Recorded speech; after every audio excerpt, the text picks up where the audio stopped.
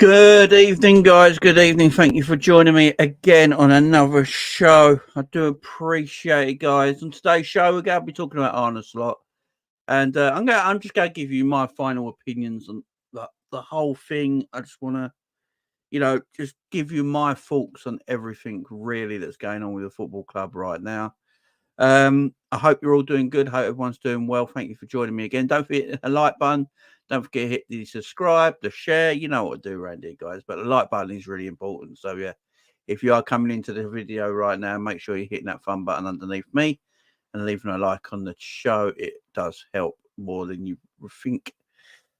But guys, Arne Slot looks like he's pretty much Gabby's. I say manager. I really should have put head coach because that's what he's going to be. We're going to talk about it. We're going to talk about him, what the job he's got to do.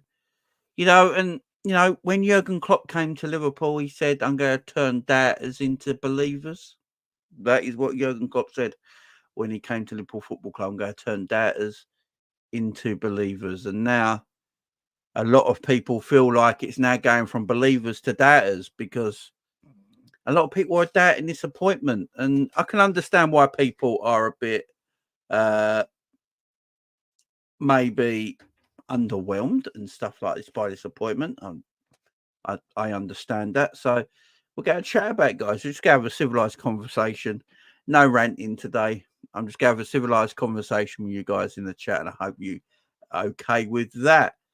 Before I start, I did not know this happened on my last stream. Firstly, before I talk about this as well, I just want to say apologies. This video has changed different times during the last 24 hours. I do apologize, but my daughter had chicken pox. Now my son's got chicken pox, but he's got all the chicken pox spots have gone into the back of his throat, so he's feeling quite unwell about it. So I've had to change times and all that sort of thing because, busy. Me and my wife are busy doing other things as well. So I do apologise for the time difference. It was meant to be midnight last night, then it was meant to be this morning. I've had to change it today. So I do apologise for the keep changing the times, but anyone with kids out there will, you know. So big up to all you guys. Thank you for sticking with me. I do appreciate it. What I want to talk about first, and big up promo in the chat as well. Big up, man. What I want to chat about first is, so on my last video, I believe I did, it might be my last video or the video before that, I've been aware there was some conversations in the live chat about Scousers or something like that. Now, I weren't quite aware of the live chat. As you can imagine, some of the time I've got 200 to 300 people maybe in the live chat sometimes.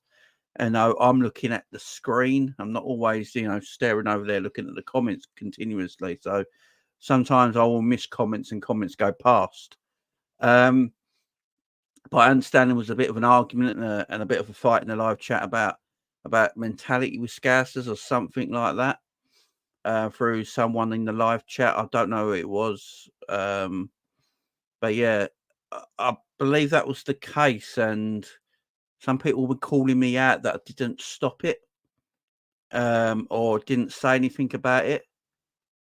To be absolutely fair, this is what I employ mods to do. If you're a mod on my channel, I expect the mods on my channel to, sort that out in the live chat. I can't babysit everything. I literally can't babysit everything. So I've got mods in the live chat. That is what I ask the mods to do. Take care of business. People getting offensive, put them on timeouts, then try and alert me if you can in the live chat, and then I can take care of it from there. But I can't. It's very difficult to police everything, guys. It really is. So, I just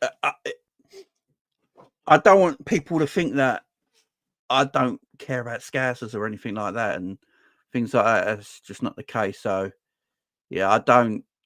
It's very difficult to sometimes, a couple of things might be put in the live chat that it's gone past, my video I'm doing is right in front of me here, yeah, and then the live chat is over there. And if a couple of things go past, they've gone past, and I carry on. It's gone past. I can't see it. So I can only apologise. I believe Frank was a bit upset, so big up to Frank. I watched his video the other day, yesterday. I was watching his video, and I think he was a bit upset. I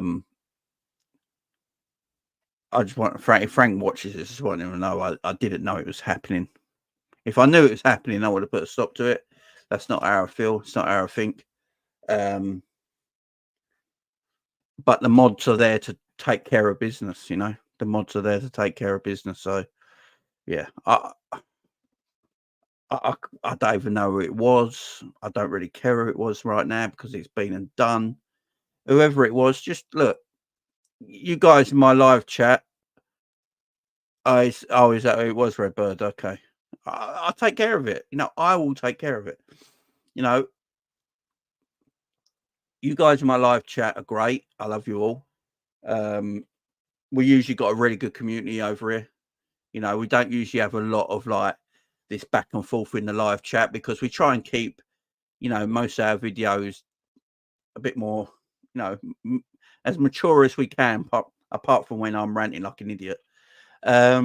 We try and not have so much banter and stuff like that. We try and keep things quite civilized.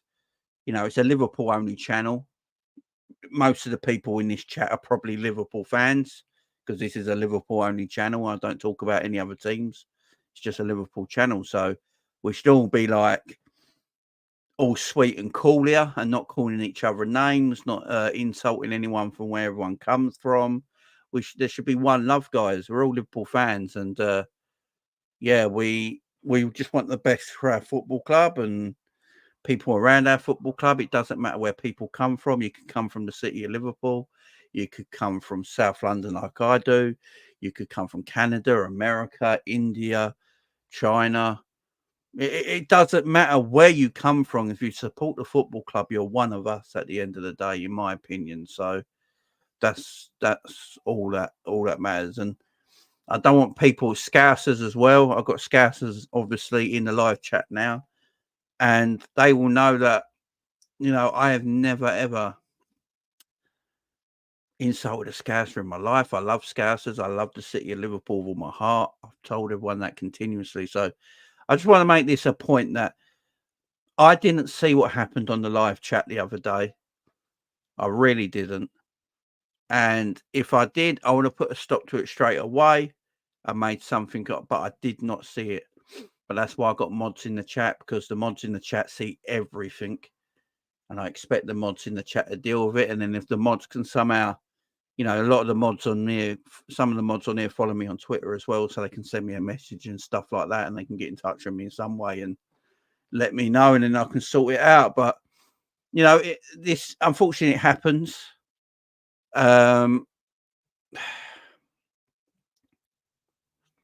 Unfortunately, it happens.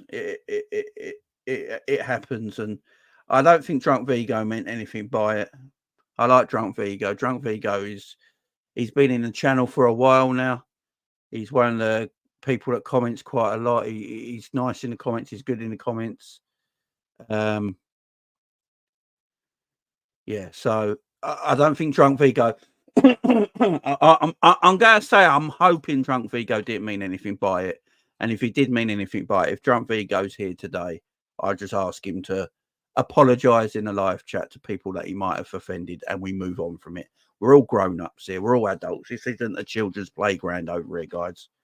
We're all adults and grown-ups. And if there's something's gone wrong, just apologise. Let's wipe our feet and let's just get on with it, yeah? Let's just move on from it, yeah? Another thing I want to say, so I believe Statman Stubbs is shutting down his channel. It's a shame. I know Statman has worked hard in his channel. We've had a little bit of an issue between us, but that's all been sorted. It was a long time ago now. I think it was like a year ago. It's a long time. We had a bit of an issue, a bit of a thing, but I spoke to him on the phone actually last week or something. He gave me a call out of the blue last week. So yeah, we're cool. It's a shame what's happened to his channel. I don't know what that geezer's name was. That geezer pretty much ruined his channel when he offered him fake sponsorship and stuff like that. So it's a shame he's had his channels. He's had to shut down his channel. But good luck to Steve in the future, man. I hope Steve does well, whatever he wants to do. You know, going forward. You know, YouTube's a difficult game. It is difficult. You grind, and you grind. You know, and yeah, you want to get the most out of your channel. You do. You know, you don't want to put all this effort in. You want to see some success. You know, I get had to go out sometimes because people say, all I care about is the numbers, you know, and stuff like that. And people think I've changed my personality, which I haven't. You know, I'm still the same person I was 2 years ago when I started this. I'm just less shy than I used to be. That's all. But no, I care about my channel. I care about building it and making it as good as I can. So yeah, I do care about the numbers. I do care about getting big subscribers and big viewing counts and thinking big likes and stuff like that, because why wouldn't I? I'm trying to make something succeed. I'm trying to be successful in something I do. And I'm putting a lot of love into something I want to put love into and talk about my football club with you beautiful people. I don't see anything wrong with that. I really don't. I really don't see anything wrong with that. And unfortunately for Steve, it's not gone right for him. And things have gone wrong for Steve, but he's doing things behind the scenes in his life now. And I hope him all the best, man. I hope him all the best to, you know, whatever he goes on to do. Maybe I'll get him on the channel. Maybe I'll get him on the channel so he can come on and yeah, that'd be good for him. That'd be good for him. But yeah, I just wanted to start with all that. I just wanted to start with all that and put all that out there. And, you know, I think Frank was a little bit annoyed with me. I love Frank to bits as well. Frank's my man, yeah. I love Frank. You know, I think I think I've helped him quite a bit on his channel as well, try and get his channel a bit more publicised as well. And I love the guy. I think Frank's great on what he does. You know, I've George Scott on there as well, former Shankly player. You know, people might not know he's on that channel quite a lot. They're great people, man. And Frank is a lot. It comes in here a lot, and I don't want Frank thinking I just ignored something in the live chat and didn't bring it up, because I think that's how he felt. So I just want to let him know and everyone else know that's not how it is. I literally didn't see it in the live chat. It went past. I think that day I had like 350 people in the chat. So it just went past. It just went past. So I did not see anything. But as I say, that's what I employ mods to do. That's why if you've got a spanner next to your name, you're a mod. Your job is to get rid of or time people out that are insulting or being rude or anything like that. Then inform me in some way, and then I can take care of it from there. But yeah, big up to everyone here. Big up to everyone. The new kit. Let me just start with the new kit as well. So the new kit got released today. Well, it's okay. I like it. I see what they're going for. The 1984 Liverpool Roma Champions League kit, the European Cup kit. I see what they're going for. I don't like the collar at all. The collar is naff. I like the YNWA. It's not really pinstripes like this one. It's a YNWA through the top, ain't it? I like that. I like the badge. I like a lot of it. It's just that collar. What I don't like is the fucking price. Now, I said I won't go a rant, but I'm going to rant now. The price is disgusting. £80 or £125 for the shirt the players wear. That is absolutely disgusting.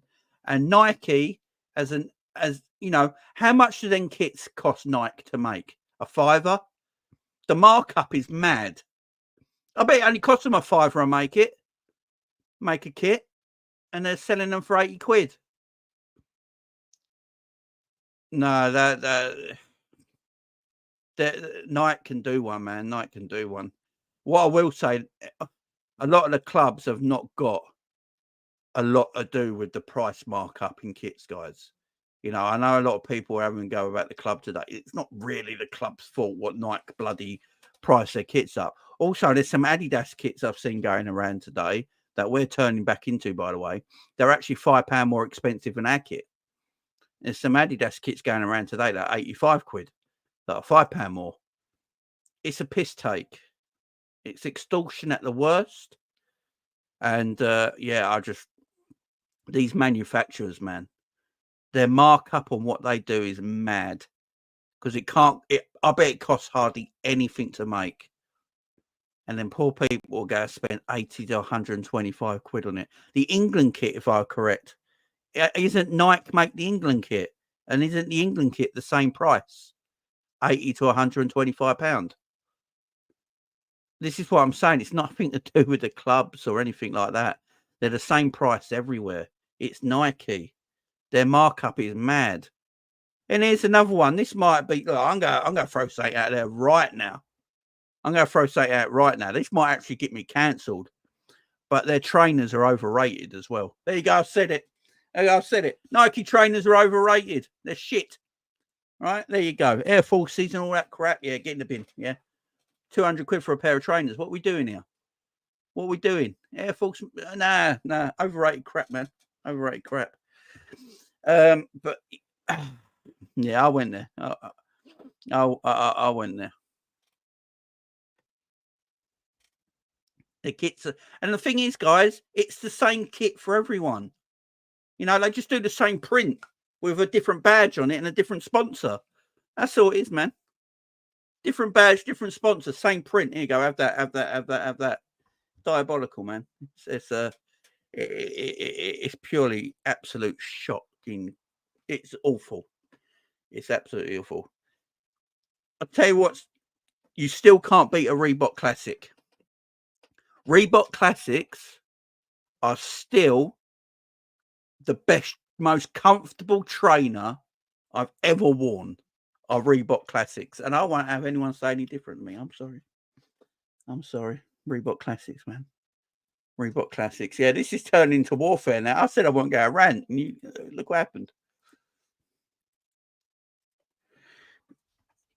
Let's see if K-Mac's free. Come on. Yeah. K-Mac, if you're watching, man, I've sent you the link if you want to come on, if you're available. Yeah, new shots fired. New Balance kits were cold. New Balance kits were nice, man. I don't think, was there a bad New Balance kit? I mean, look at this. This is just a piece of art. This will always be remembered because this is our Premier League winning kit. But it's a bit worn now because I wear it all the time. But it's so comfortable, guys. The comfort in this. Look, it might not have, you might have noticed I'm a larger guy than normal, yeah? Right? Night kits, I don't like them either because, let's face it, night kits are built for the athletic skinny man, yeah? That's what they're built for, right? If you've got a bit of podge on you, night kits are no good. But yeah, New Balance, man. New Balance are the ones, man. Reebok trainers are comfortable. Yeah, Reebok Classics, man. You can't beat it. Yeah, you can't beat it. Bro, did you just take from believers to doubters? Yeah, that's going to be the title of the program when we get kicked off, right? Obviously, Jurgen Klopp said, from doubters to believers. And now Jurgen Klopp's leaving. A lot of people are really sort of like glum and down at the moment and depressed that Arne Slot's coming in. And I've been hearing it going around lately that, it's now believers to doubters. You know what I'm saying? So, yeah. Let's turn this into a trainer show now. High-tech trainers for a win. Oh, man. Reeboks are underrated. They are, man. Reeboks are great. Reeboks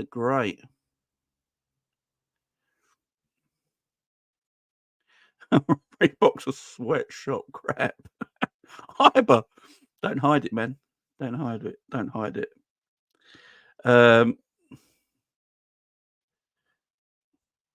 Yeah, I'll tell you what I don't really like the Nike kits that much, but I do like the training tops and the tracksuits that Nike make. Yeah, I prefer them. I prefer the Nike Is it Nike or Nike? How does everyone say it? Because I say it different every time I mention it. I do like the Nike tracksuits and training tops more than their kits. More than their Reebok pumps. Let's get Kate back in. There he is. There he is. There he is. He just woke up from his slumber. Can't hear you, mate. Can't hear you. You're muted. Nike is more American. Nike is more American.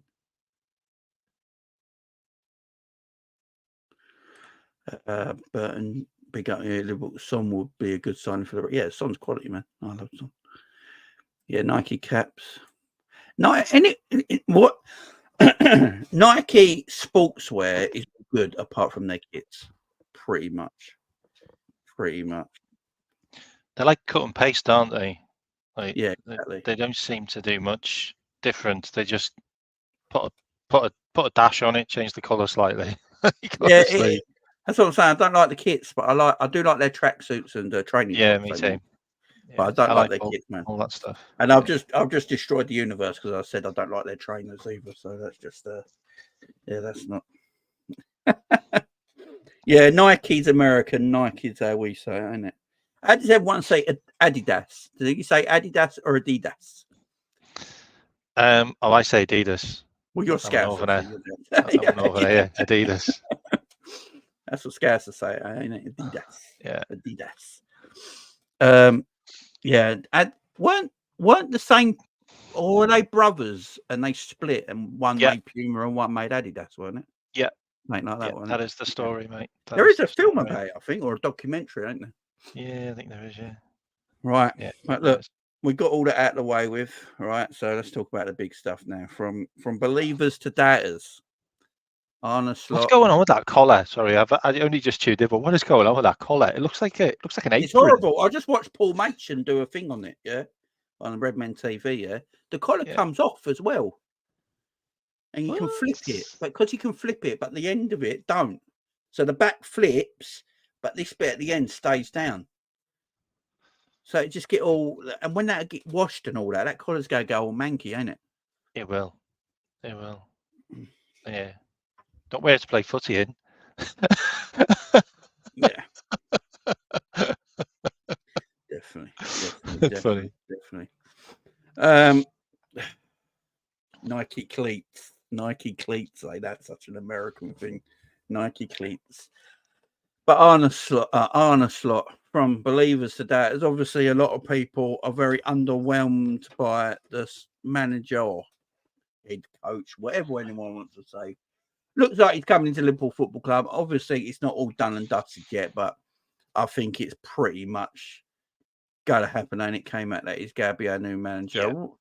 You know, a lot of people are quite down and depressed about what's happening at this moment in time in our football club. But what's your opinion of it all? You know, the whole change of Liverpool Football Club going next season. How are you feeling? I'm excited about it. Like I was on G's show earlier this afternoon, and we talked about this, and it's kind of mixed. It's a mixed bag with a lot of people because people seem to be thinking that Edwards is the director of football when he's just not. No, he ain't. Just he's runs not. It's Hughes.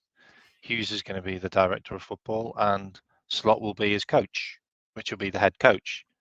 So the whole system's going to be different. So he's not going to be doing any of the other stuff that maybe Klopp did. He's just going to be managing the team.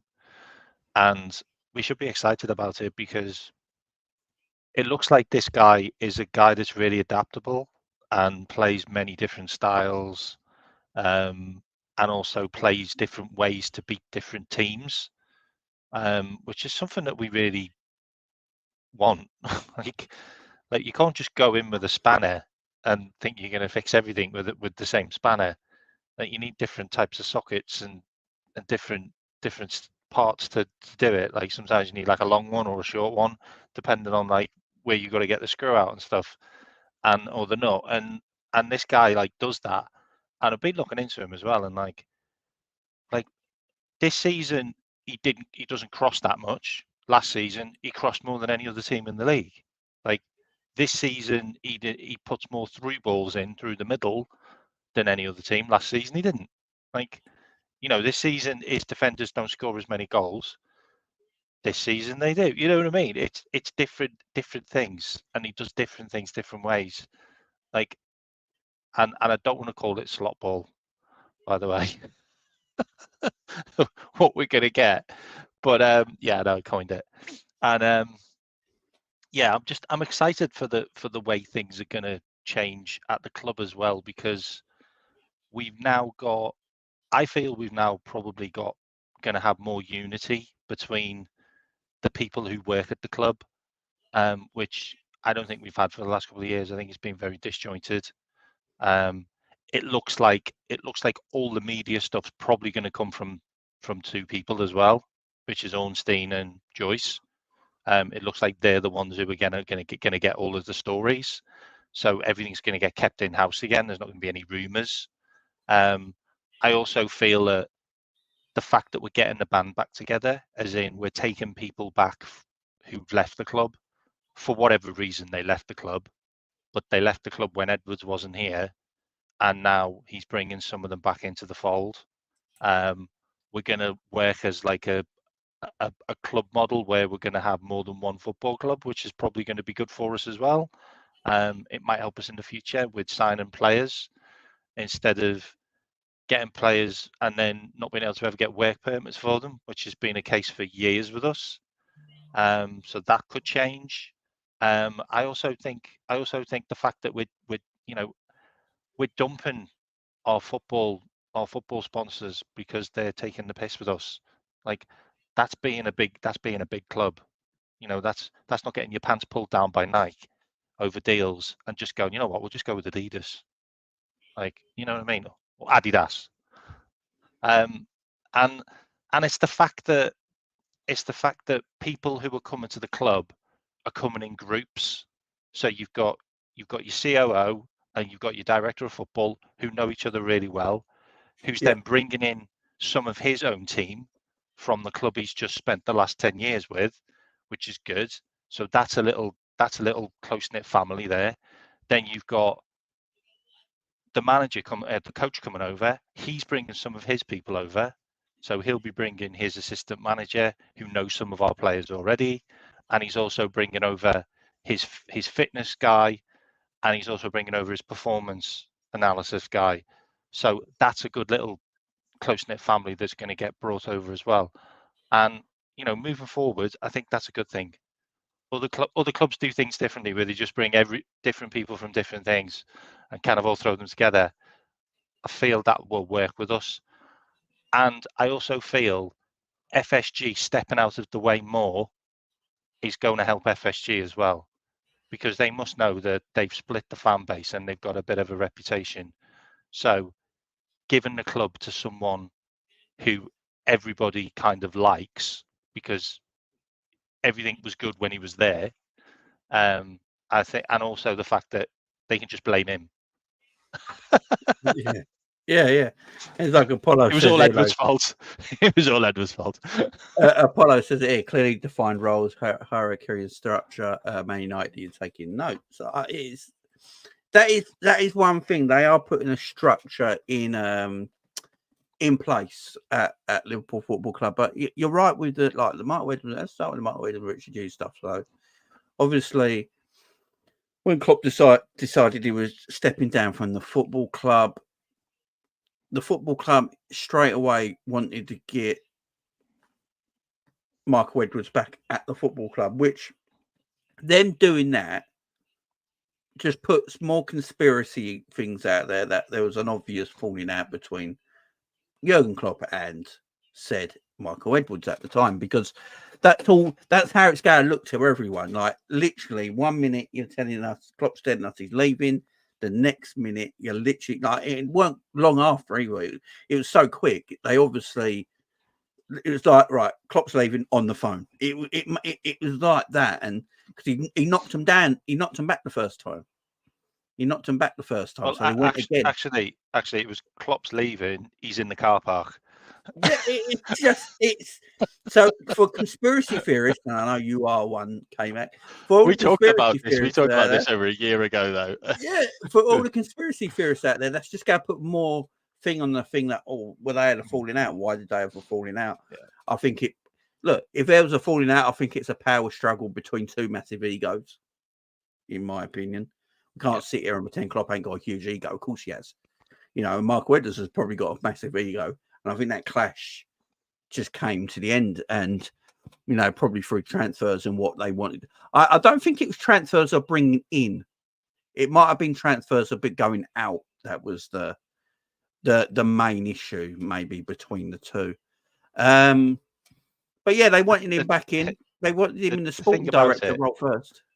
The thing about it is they may well have fell out over Salah being sold, because I think it was probably the jewel in the crown that Edwards probably wanted to make a load of money off earlier on, as Salah or Mane, like just basically probably revamping the attack 2 years earlier was probably why they fell out, because he wanted to get someone else in, another superstar, and not let those three get too old and get stale. And they did. Yeah. And then there you go. And look where we're at now. Yeah, we're at a situation exactly. where none of our strikers can hit the back of a barn door. And it's like Tony says here, big up Tony, my man. Says Klopp left because Edwards was coming back. And again, that is part of the conspiracy. I don't know if we ever go to know. I literally don't know if we ever go to know. There's talk out there that Pep Linders apparently let it slip. I don't know if it's true or not that they knew last summer that Klopp was leaving, and then he only told apparently the owners in November. I don't know. We will never know until slip. Big mouth Linders. And unless Klopp writes an autobiography one day, which he might do, and then he puts everything in that autobiography, and we read it and we find out all the juicy details. I don't think we're ever going to know, because Liverpool don't really air out their dirty laundry and put anything out there, do they? So it's always going to be up for conspiracy. It is, and it's fair game as well. I'm not even saying it's not fair game. Literally, Klopp left. Klopp was leaving. 2 minutes later, they're on the phone to Edwards coming back. So they've done it to this. They shot themselves in the foot there, as far as I'm concerned. For if they do want any conspiracy talk, they got it. But Edwards coming back is, look, the first job they offered him was a sporting director role, and he turned that down. He said if he was going to come back, he wanted a bigger piece of the pie. He wanted a bigger piece of the pie and more authority at the football club. And also, it shows as well that the other rumor going around when he left is that he left because he was sick of the tight budget FSG had, which is obviously a nonsense, because he actually works for FSG now. It's not Liverpool Football Club he's actually employed by. I do not think. I think it is actually it's FSG. He's actually employed by, but he's overseeing the work at Liverpool Football Club. Yeah. So then they brought him in, and then his job was to then find a sporting director. So he had his mate. My thing here with the friend thing, yeah. So people were annoyed that Michael Edwards has hired his mate, Richard Hughes, to be sporting director, who they go back with, I think, even when they were maybe teenagers. 20 years. Yeah, like quite a long time, ain't it? They go back. They worked together. They went to Portsmouth together. Portsmouth didn't have a bit of Spurs, and then they separated and came back and all that. So they've had a great working relationship for a long, long time. So they trust one another. So, but people don't like it. But no one said anything when Klopp employed his mate as sporting director last year. Because it was Klopp's choice. Big George was Klopp's choice. Mate, I said this on G Show before. Like, everyone was kicking off in the chat, and I was like, you do remember George Smacked, like Klopp's festival buddy, who he let work from a villa in Ibiza remotely. Like, you do remember this one. The funny thing about it as well is everyone seems to have like this memory loss. Michael Edwards and Richard Hughes are really, really good at their jobs. Like, they were wanted by lots and lots of big Premier League teams. Like, Michael Edwards was wanted by Real Madrid and Chelsea and Man United and many, many more. Like, they're not crap. Like, the fact that they know each other is probably a good thing for us because they get on well. And even Michael Edwards said, I don't know why Klopp didn't go for Richard Hughes as his director of football. Like, he was a really good guy to try and employ, but he went for his best mate, who he goes to festivals with instead. I mean, it's no one's bothered by that.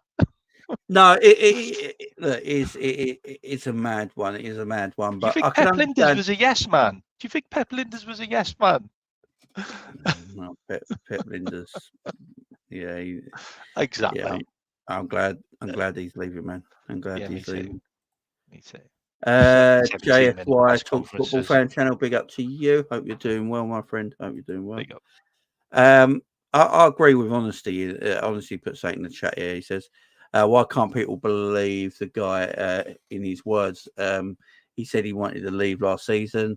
I'm tired of the mad conspiracy theories, and maybe FSG want back to someone they trusted.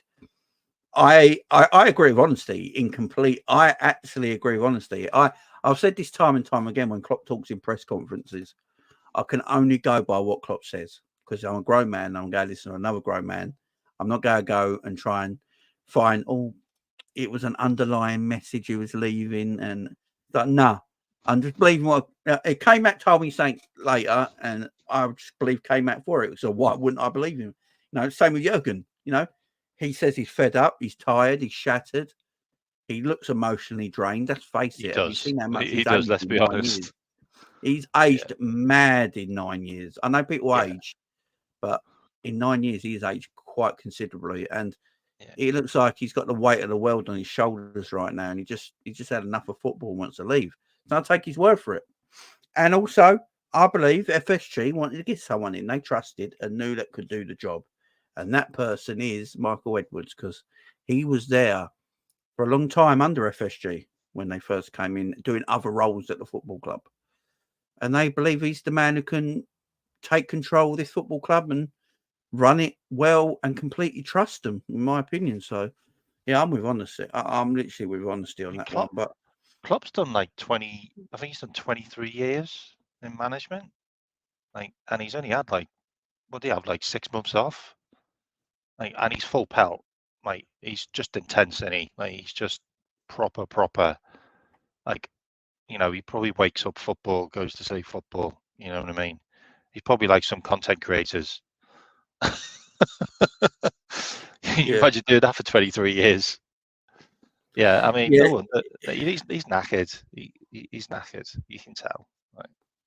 Yeah, Klopp shattered, man. Klopp shattered, and you'd probably age of FSG was your boss. Yeah, I mean, look, Klopp. So I'm going to take everything Klopp says because I'm a grown man, and I'm going to listen to another grown man tell me he wants to leave. He wants to leave, so let him go, man. Klopp's done wonders for Liverpool Football Club. He really has. I will keep saying it. He is the modern day. He is the modern day Bill Shankly for Liverpool. Bill Shankly didn't win a great load. He won stuff, but he didn't maybe win as much as his skill could have. But it was about what he brought back to Liverpool Football Club. He put us back on the map, mate. He put us back on the map financially, as a structure. He's done exactly the same. So many Liverpool managers leave us in a mess. It's happened over and over through the years. This time it's not. He's left us. That's such a good point. He's done a great job with Klopp. It's a similar, when Bill came in 1959, I believe it was. You look at the job he did, bringing Liverpool back to where they should be. Klopp bringing Liverpool back to where they should be.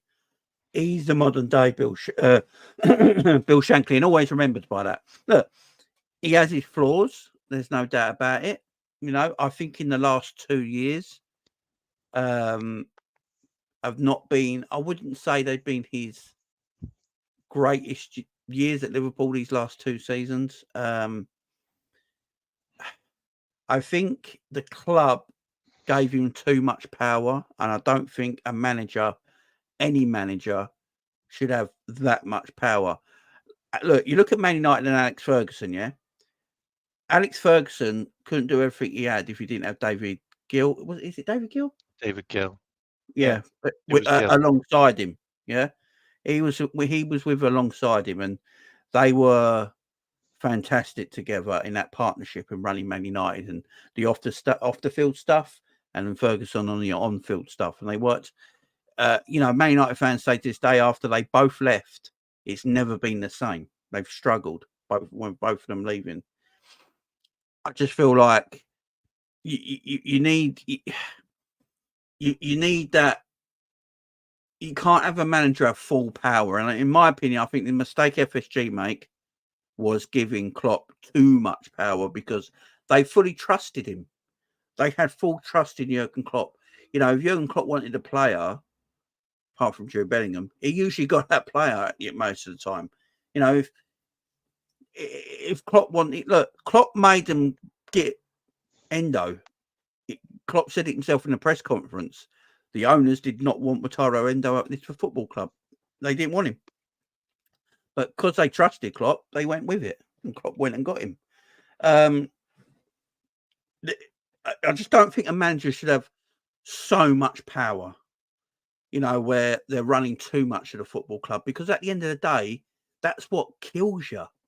Yeah. Not the club, but the manager. That's what wears the manager down, because Klopp's in charge of coaching, training, match days, you know, all the stuff in between. Then he's been asked about contracts. He's been asked about transfers. He's doing the sporting directing job. He's phoning players up. He's doing all this. And then he's got to go back and do it on the training pitch. It's too much for one man to do.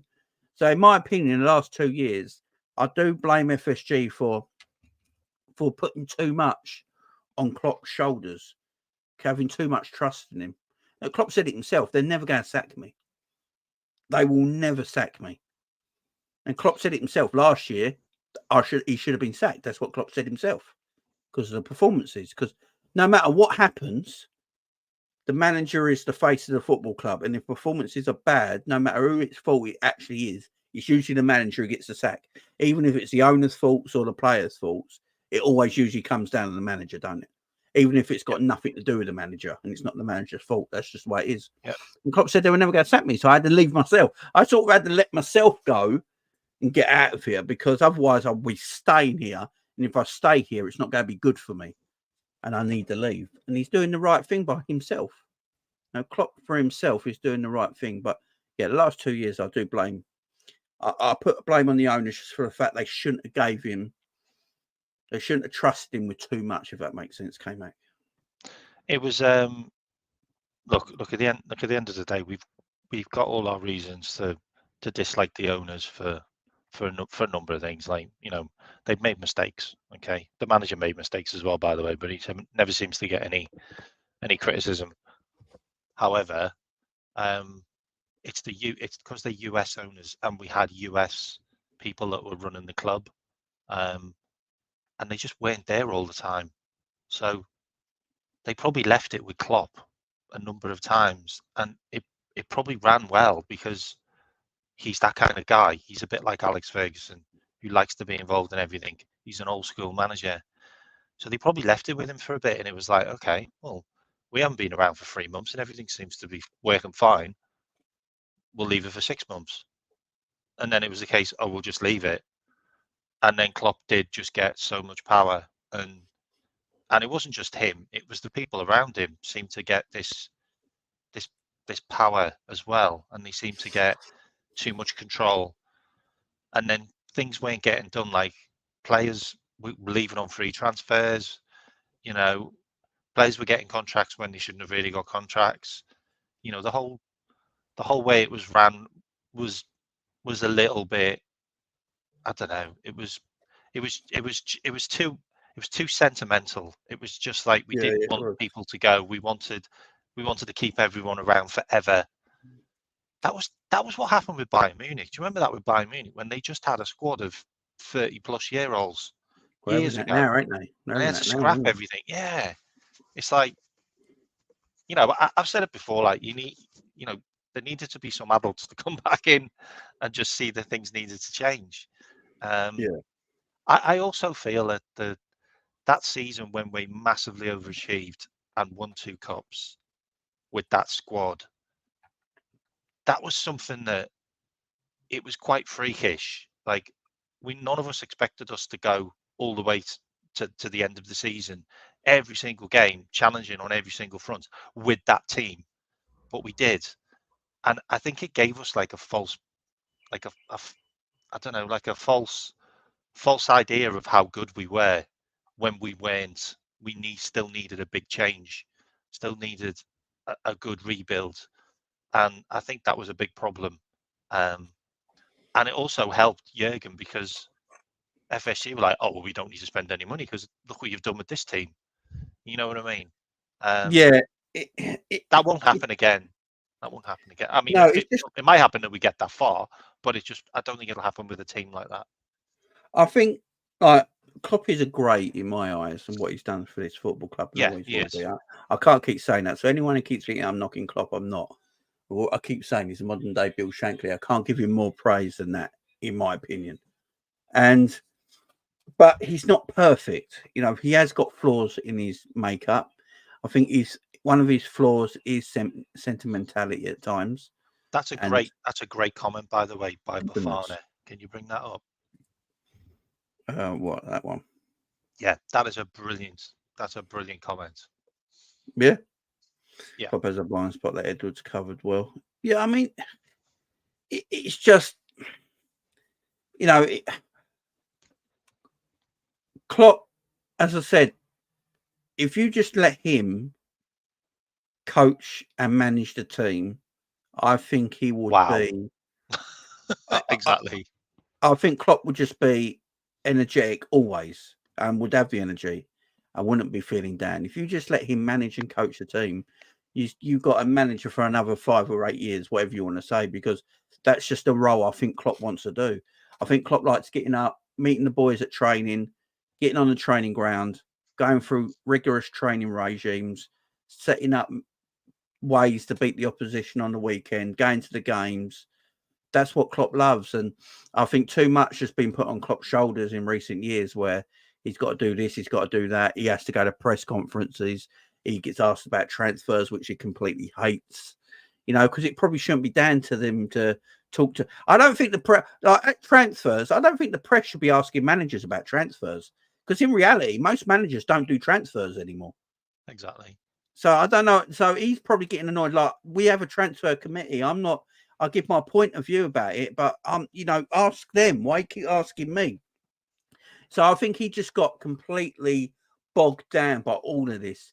He probably felt like he might not have got enough money from the owners as well to go against Man City a little bit more. I also feel like Klopp probably is a bit pissed off that the Premier League and people are letting a Man City team that, look, let's face it, I'll probably go do a 4-peat without being playing well this season, which is mad. Carry on winning league titles when they got all these charges against them, and it's hard enough to beat them as it is. So you're going against the world in that respect. So he got bogged down by it all, man. He got bogged down by it all, and he wants to leave. You know, he's been here 9 years. You know, almost 9 years he's been here. He's been here a long, long time. I don't know. In modern day management, I think 9 to 10 years is quite a long time these days at the highest level. And I mean, Pep's at Man City longer, and I believe he was at Barcelona or Bayern Munich now, ain't he? So, you know, I just like Pep's not bogged down. You look at Pep; he doesn't look. Pep's done 7 years, by the way. Yeah, so I think he did 6 years 7. at Barcelona, didn't he, or 5 years at Barcelona. So he's done more at Man City. Yeah, but at Man City, you know, the difference at Man City is that Pep doesn't have to worry about all that stuff behind the scenes because they will take care of it all. Where he just has to concentrate on management of his team. That's all he has to worry about, management of his team. That's why Pep never gets asked transfers or anything like that, because And if he does, he just goes, yeah, whatever. Not only that, Jamie. How many coaches and assistant managers has Pep had? How many different directors of football and different CEOs have they had? They constantly change their staff around, so things are different, new ideas, fresh ideas, listening to new voices. Like Klopp's had the same people for the last 8 years, 100%. Like I think he got all of the Bayern Munich fitness people in after like 2 years, and they've been there since. Like Pep and Linders has been there from day one.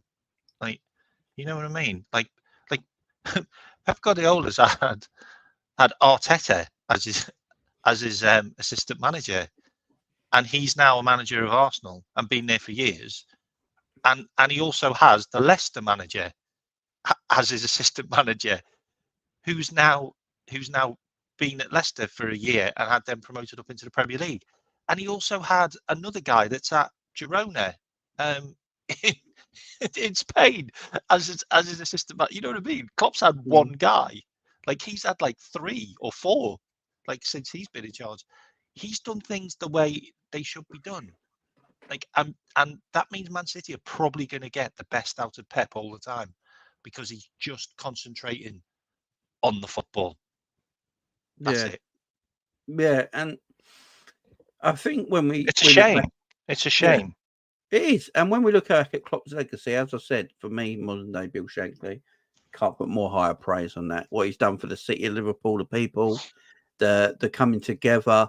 You know, everyone became one. Everyone got behind him. He brought everyone in, you know, as one. We all, you know, there was no bickering or fighting. Everyone just had one goal: the fans, the city, the football club, everyone.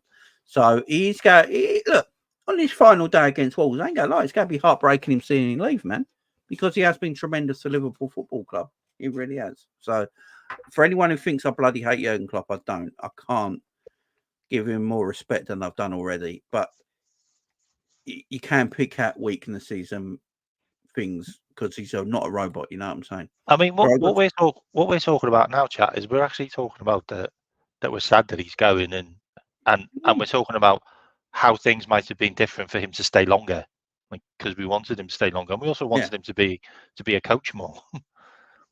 Like, but it's karma. The same thing happened to him at Dortmund. Look, I think Klopp is very emotionally driven. Yeah, you know, you can tell. You know, look at the 3 clubs he's been at. Look how emotionally driven he is at them 3 clubs. How he brings the people in, the cities in, the clubs in. You know, how he embraces everyone. You know, and he's that head figure of everything at them 3 clubs that he's been at. It's very emotional, and I think that's what Klopp is. And he's definitely not the same person. You know, you listen to him in interviews, he hasn't got quite that same sort of pep he used to have.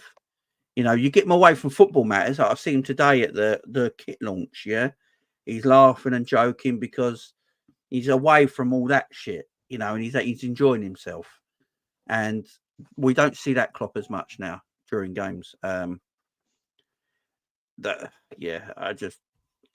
feel for the guy. I would love him to stay longer. And I think Chris Pajak said it best, didn't he? Write out a contract and put it under his hotel door and just put, you know, you don't have to do press conferences. You don't have to worry about all the transfer stuff. We're going to have people taking care of transfers and contracts. Yeah. All you need to do is manage and coach the football team on the daily and don't worry about anything else, and see what he says. And I agree with that. But we're going in a different direction now. So, right, I've got some supers I need to read out. Big up Michael Ramsey, super chat. He can't do worse than rubbish Klopp now. Michael, I appreciate the super chat, man. I do appreciate the super chat. Thank you for funding the channel, but I can't agree with the rubbish Klopp bit, man. Klopp was a legend. Klopp was a legend. Big up Jen LFC says, big up Jamie, great channel, love it. Big up Tyler Morn. Big up to you, Jen, for the super. Big up Mike as well, says people are so against Slot. I want him to succeed, not because I want to win, but I want receipts to shit on those negative. Bring me good. Big up, Mike. Yeah, I know what you're saying, Mike. I know what you're saying. Big up to you, man. Big up to Albert. It says Crop's record is pretty average. Let's admit it. That might be a chat for another time, Albert. That might be a Maybe chat on my for another channel. time. Maybe on my Yeah, channel, Albert. that might be a chat for another time. Albert says one day we'll find out that that Klopp left because the owners told him Edwards was coming back, whether he liked it or not, and he jumped so Edwards couldn't push. I mean, I don't know. Maybe. Jamie Carragher kind of said all that, didn't he? Yeah. Really, he's done a piece recently about it. Big up Mark Wilson as well. He says transfer news. Anfield said that Curtis Jones wants needs a contract. If he doesn't get one, he will look to leave Liverpool. Allison is staying. I'm not surprised. Curtis Jones is like on 20 grand a week or something nuts. Yeah, I'm not surprised. Yeah, we'll get back to that in a minute. And I've got Josh's one starred as well. Josh, I will get to that in a minute as well, man. I'll just let you know that I'll get to that in a minute. But so we know what's going on. We know what's happening behind the scenes. Mark Edwards is in charge of the overseeing of Liverpool Football Club. That is basically his role. So his role is to employ the new manager. Once he's done that, the rest of it is then up to Richard Hughes. And it came back. He is the sporting director. Contracts and transfers will be dealt with him. Yes, Mark Edwards will be overseeing things, but he won't be telling Richard Hughes who he should or shouldn't buy. That'd be up to Richard Hughes as the sporting director. Are you happy with that combination? Yep, I'm fine with that. If you want to look back, Richard Hughes is the guy that recommended Mo Salah. It's just he couldn't get him to Bournemouth. So fine with that. There's a lot of players that Richard Hughes has discovered in the past. He was really highly rated. He kind of moved into a technical director role at Bournemouth towards the end. I'm happy with that. I'm happy with who Michael Edwards is happy with working with. For me, he seems to pick the right people. All the people around him that he had at Liverpool were great. Like, he's also got is it our director of our loan manager? I think his name David Wood. Is it Woodfine or something like that? He was our loan manager. As well. We got him back as Richard Hughes's assistant director of football. Yeah. So he's like his right hand man. He's got him back, and he's also got someone called Tim Birchall, I think, from Bournemouth as well, to work with him. So he's got that continuity of working with someone that he's worked with before at Bournemouth. So that's fine. That's fine. And the way it works as well with the manager, not the manager, I've got to stop saying manager, with the coach, with the head coach, is and this is what people kind of maybe don't understand about head coaches, is the head coach will go to the director of football and say, look, I need a right back or a left back or DM or whatever, and they need to be able to do this in my team. Like, I need someone who's like fast or good at tackling. He's got a good possession, or you can break up. All of those kind of models, and then they go and look at their data, and then they give him a list of players. They go, okay, which one do you want out of these? Yeah. They don't just go, well, we've got these players. There you go. Yeah. They don't just sign them and then go, there you go, mate. Yeah, exactly. Yeah. I think it's I think it'd be decent. I know a lot of people are worried that Richard Hughes comes from Bournemouth. Why are we getting a Bournemouth sporting director? I know people can be a bit like, well, that makes no sense to me. I get it. But look, Michael Edwards really came from nothing, and look how well he did. I mean, I don't think any other club really worries about sporting directors as much as Liverpool do. I only really hear about Liverpool talking about sporting directors more than anyone else. Didn't really hear about West Ham talking about Tim Steedon when he came in. It's only the job that he did. Everyone talks about him now. You just need a The good fact that he sporting was linked with director. us, the fact that he was Yeah, linked with us you made just, him more popular.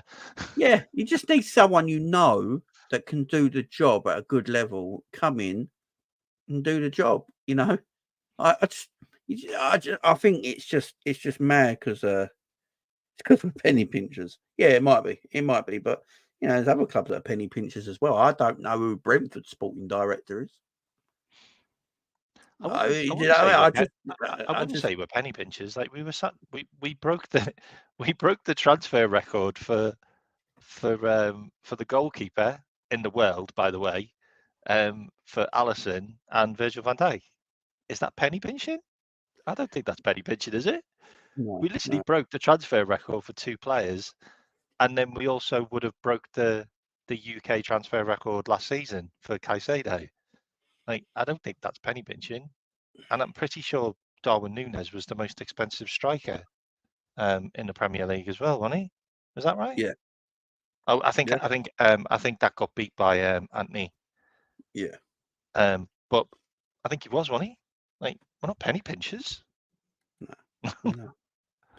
It's that what it is. We just don't put as much money in as we probably should. So I get people's comments by it. Yeah. I think look, when we sell a player, one thing I will say is that they get all that money to use. I know that people will say, well, that should be the case, but it's not always the case at a lot of clubs.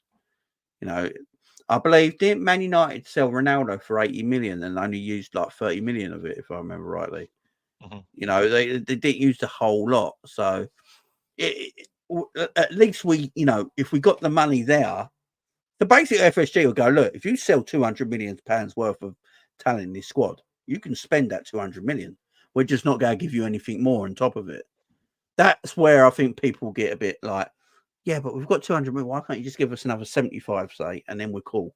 You know, I think that's most people's problems. And I understand that as well at the same time. I understand that as well.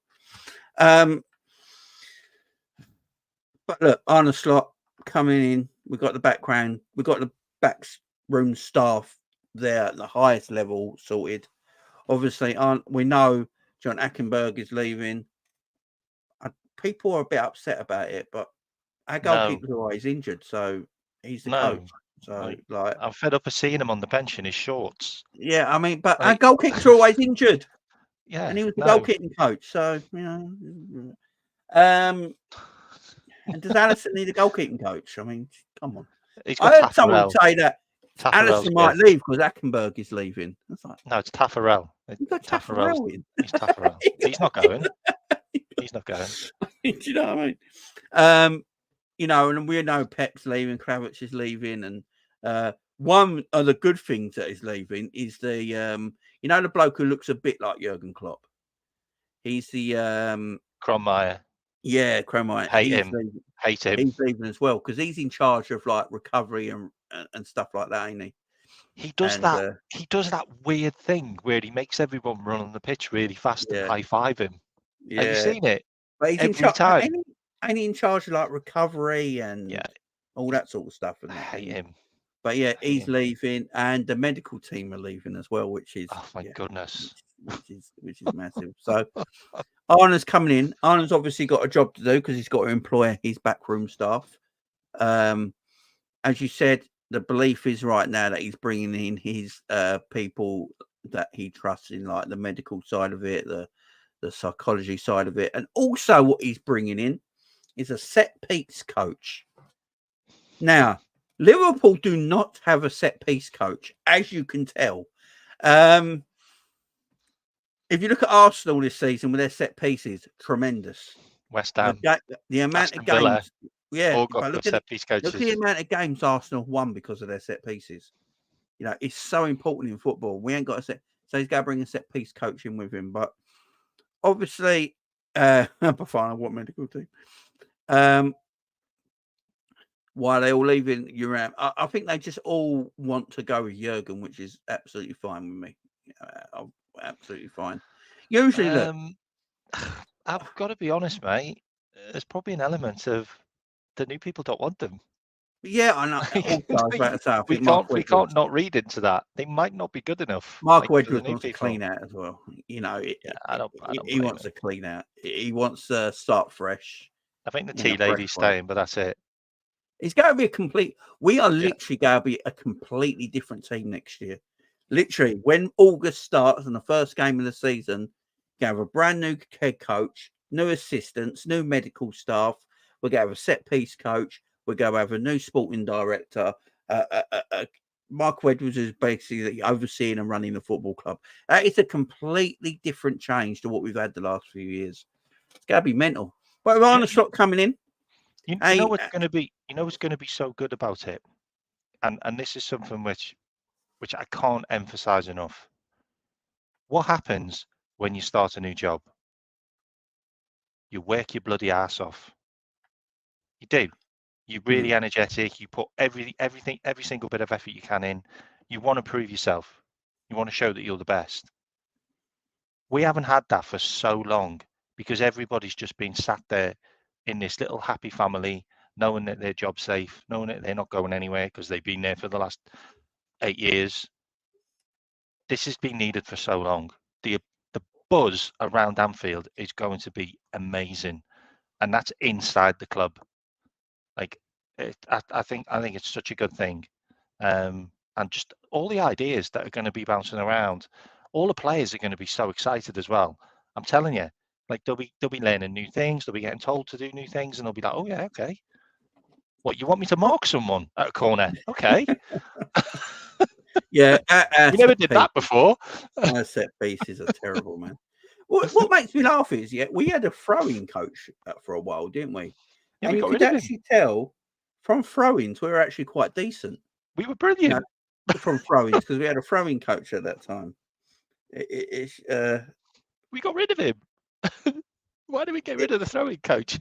We actually were really good. I don't know. That's what it is. Hang on 1 second. Yeah. The Pancho rumours are picking up, by the way. It looks like we probably will get him, and we'll loan him back. Pancho, the Ecuadorian international from Frankfurt. Oh, the 18-year-old.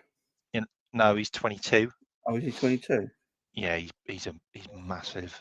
It looks like we could get him and send him back on loan for a year, just to stop the Wolves from coming because Real Madrid are looking at him. Interesting. Let me get some more supers before we carry on here. Albert says, bang average players like Jones should be sold. We need every cent we can to buy top quality. He's 23 and won't get better. I think players will be sold, Albert, and I think they'll be sold for good money, which is something which does need to happen. Like, if you're not gonna play for the first team, then we'll stop sending you out on loan and we'll sell you. Right? But yeah. I don't think Jones will be sold. I think Jones has got I'll have a place to play in the squad. Probably off the bench a lot, to be fair. I don't think it'll be first team. Yeah, I don't even mentioned that before. It was a set to a staff for revenge. Look, I think they know by the look of it, the way everyone behind the scenes is leaving, it looks like they know their place and they know. When you leave, you should leave is when you don't want to be kicked out, so it's your time. So yeah, by the look of it, it does look like they know they're not wanted at the football club. Narrad was in charge basically, so they're up and then leaving. But look, before I get to Arne Slot, actually, players. So today we heard Joe Gomez. It might be looking to leave. All right. Now we're hearing Curtis Jones, if you don't get a new contract, might be looking to leave. Allison is pretty much said he's staying now. I think Mo stays next season. Yeah. I don't know after that, but I think Mo stays next season. Yeah. I honestly believe Virgil will sign because I just don't know where Virgil goes. This is my thing. I don't know where Virgil goes.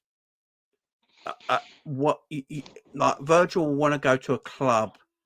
Like if he doesn't see himself being successful at Liverpool in this new era, then he wants to go to a club where he's going to be successful. So there ain't. Where's he going to go? City, Real Madrid, maybe a Barcelona, PSG, Bayern Munich, maybe. That's all I can think of where he would go. I seen some stuff today saying that Real Madrid and Barcelona are looking at him. Yeah, see, that makes Looking at sense. him If in Real case Madrid are he coming in doesn't for him. sign a new contract. Yeah, if Real Madrid coming in for him, then he's gone, in my opinion, with a year left on his deal. And Real Madrid are coming in for him. I can't see it. Like, we're getting a Dutch coach. Like we're getting a Dutch coach. We're getting an assistant manager who Virgil knows, and he's only been the captain for a year. Like, yeah, and I think he don't loves see being it. captain.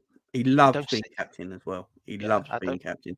Obviously, he's got a massive attachment to Jurgen Klopp, so I get that as well. I do understand that, but I think Virgil's got to sit there and go, look, if I'm going to leave, I need to go somewhere where I'm going to be successful. Where do I go? What's the, I don't see Virgil going from like Liverpool to AC Milan. That makes no sense to me right now.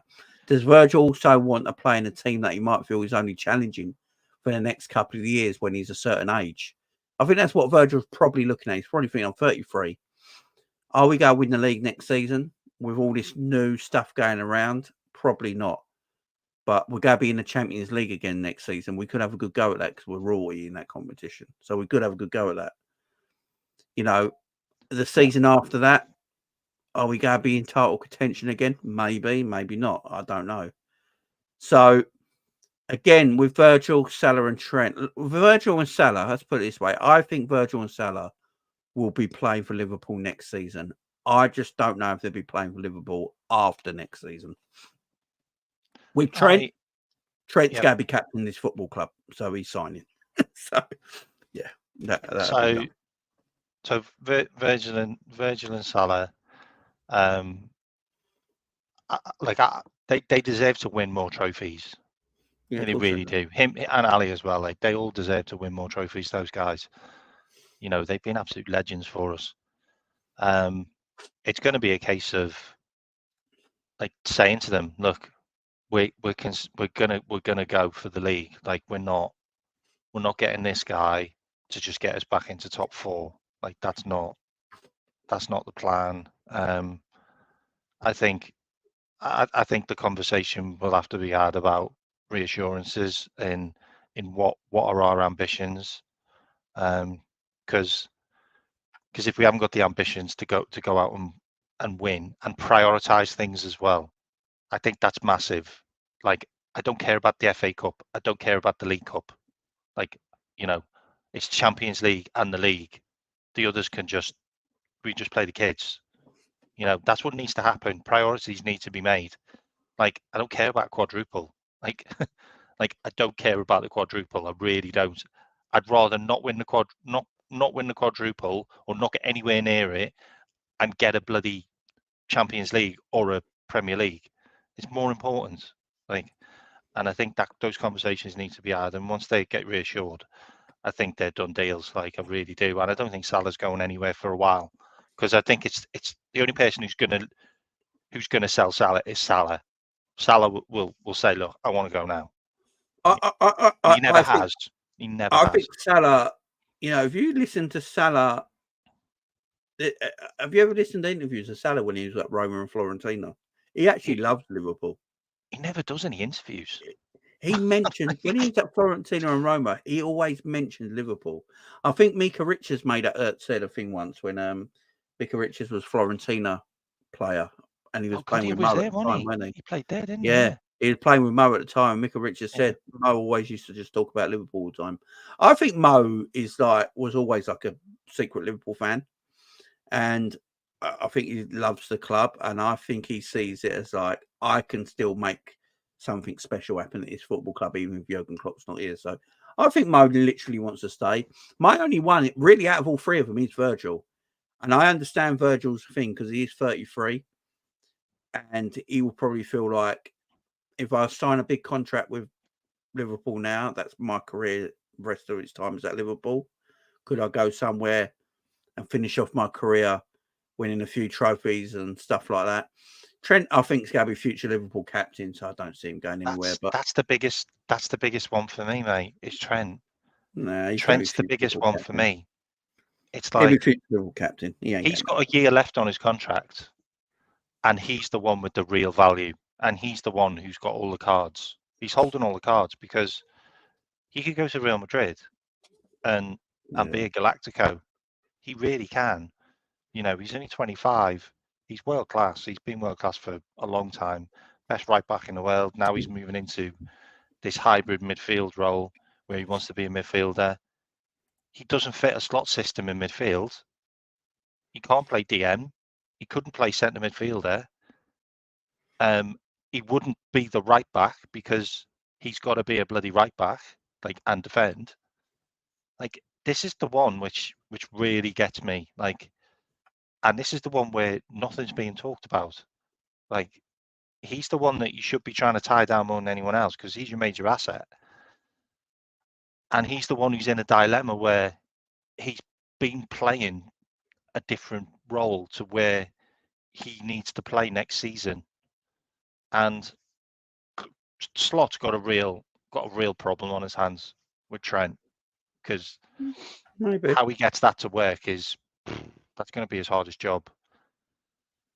And, the whole contract thing is literally, I'm going to sign a new contract for the next 5 years, but I'm going to be a midfielder. Like that's his contract. Like, he has to be guaranteed that he plays in midfield. He can't be having this. Is he? Isn't he? Like, you know what I mean? This is the conversation. I think if they were looking to sell Trent, I think it's actually more beneficial if they signed Trent up to a contract and then sort of sold him because you get more money out of him. You know, I just want to lie to him. Yeah, well, that happens, don't it? I mean, I've seen players sign contracts before, big contracts, and then literally go the following season. Not at Liverpool, at other clubs. No, sign big contracts and literally go in the next season because they knew they would get there. He won't work in a two-pivot system. I'm sorry. I don't know where Trent. Look, I think he won't play in a two-pivot. He won't. I think he'll play. Not that guy. I think he'll just play Trent at right back and go back to the way Trent used to play. The thing is, though, Trent is completely we haven't seen Trent in a non-Klopp system, so that's the interesting thing for me. Yeah, I want to see what Trent's like in a non-Klopp system, and he might be even better. That's a really good point, mate. He's never played for anyone else. Yeah, for England, I actually think when he plays for England, he actually looks all right because actually, last few games he's played for England, he's actually been England's best player. Yeah, but because it's all different. I want to see what I want to. I desperately want to see what Trent's like in a system that ain't Jurgen Klopp's. It might be completely, utterly different, and that's what I'm interested in. I don't think Klopp berates Trent enough for his defending, but Slot might. Do you know what I mean? And it might make him wake up to defend better. So that's why I'm interested in it. I personally think all three of them will stay this coming next season anyway, and then whatever after that, I don't know. But I think all three will be Liverpool players at the beginning of next season. I hope so. And then it's about bringing players in, obviously. And Gomez leaving, I can understand why Joey G probably wants to leave. He's been here a long time now. Joe Gomez has been here longer than Klopp, guys. He needs to be a first-team player. Like he's not a first-team player. He's been at Liverpool longer than Jurgen Klopp. Think of it like that, man. So he's probably thinking, I'm still young. I can go and play somewhere and be a first. I think Joe Gomez sees himself as a centre back. Yeah, that's where he wants to play, and he probably feels like he needs to move. Curtis Jones, I've said this already. I don't know if Curtis Jones gets the game time he would under Jurgen Klopp, under a new manager. Personally, I see a lot of people talking about Harvey Elliott. I actually, personally, I think Harvey Elliott's got a much higher ceiling than Curtis Jones. And I know a lot of people don't like Harvey Elliott because they don't see what he does. I think Harvey's one of them players that I'm not going to link him to Bernardo Silva because that's mad, because Bernardo Silva's out of this world footballer.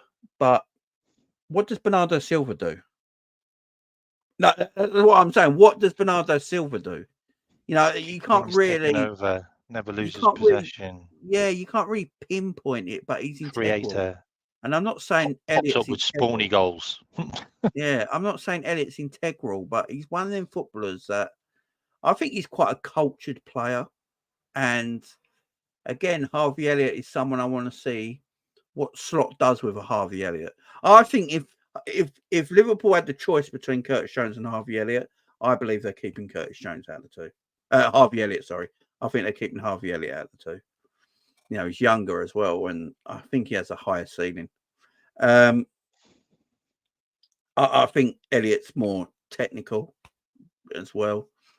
And I like Curtis Jones as well. I think Curtis Jones has done tremendously well, like last season and this season. But I just don't know if he fits into this Arne Slot team. So, you know, maybe Curtis might be looking for a move. I'd actually keep Curtis as a squad player. You need squads. There's Can't two. you have 11? I'd keep him. There's two players who will play who will fight it out for the attacking midfield, like right hand side role, and that's going to be McAllister and Dominic Szoboszlai. Like they both do a really good job there. It's the other two positions. Like who does those positions? Because you need a midfielder who's just a destroyer, the DM, but he's really good on the half turn. So he picks the ball up off the defence and quickly turns and faces forward and passes out. I think that's Stefan Bajcetic. We watched him do that. We watched him turn players consistently and play really well. I think he will get a shot at that. Endo's not good enough to do that, unfortunately.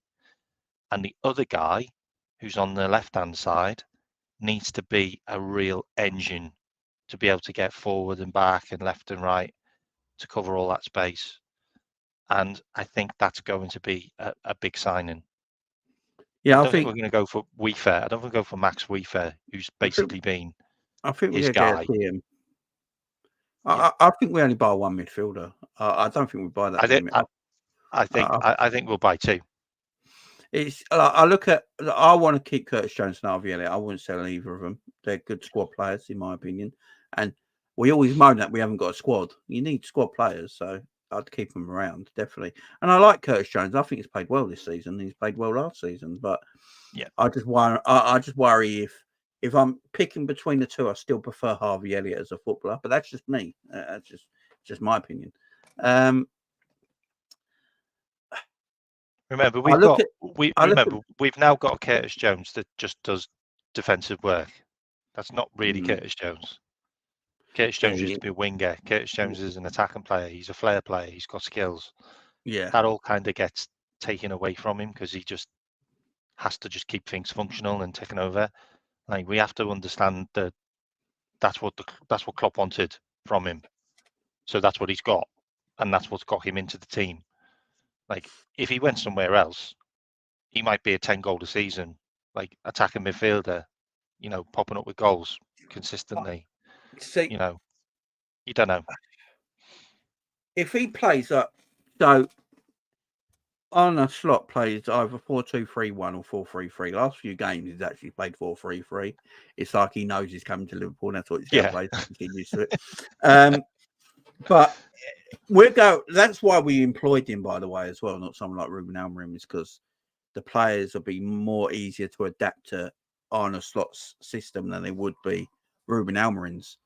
Like Liverpool want to kick the season off quite quickly. I think with Ruben Amorim in charge, I think there'll be a slow start of the season because they'd have to adjust so much to the way he plays. Arne Slot, you know, he not plays completely like Klopp. He's got a bit of Pepper and Arteta in him as well, the way his wingers play. His wingers don't play like... Defensively, he's like Arteta. Have you seen it? Yeah, he sits absolutely back deeper. He sits back throw a big bank. They can like 6 at the back. Yeah, Final concede a lot of goals, by the way. But Final also haven't got the better defenders that Liverpool have got as well. So, you know, you got to put it in that context as well. But, you know, I look at the players we've got. Who would be a definite starter in midfield for me under Arne Slot? Right now, you'd say Alexis McAllister. Out of all the midfielders we got, I'd say Alexis McAllister and Stefan Bajcetic probably would play the double pivot right now. They're the two. but probably play a double pivot.